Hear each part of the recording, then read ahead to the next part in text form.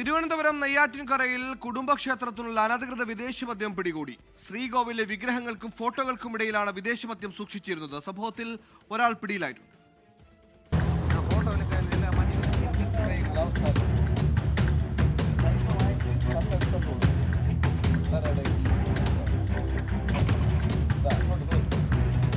നെയ്യാറ്റിൻകര പുന്നക്കാട് വീടിന് സമീപത്തുള്ള കുടുംബക്ഷേത്രത്തിലെ വിഗ്രഹങ്ങൾക്കും ഫോട്ടോകൾക്കുമിടയിലാണ് വൻതോതിൽ വിദേശമദ്യം സൂക്ഷിച്ചിരിക്കുന്നത്. ക്ഷേത്രത്തിന്റെ മറവിൽ അനധികൃതമായി മദ്യം സൂക്ഷിച്ച് ആവശ്യക്കാർക്ക് എത്തിക്കുകയായിരുന്നു രീതി.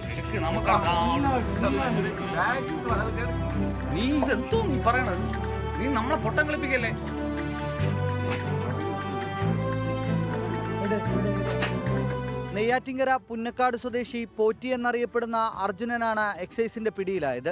ക്ഷേത്രത്തിലെ പൂജാകർമ്മങ്ങൾ ചെയ്തിരുന്നത് പോറ്റിയായിരുന്നു.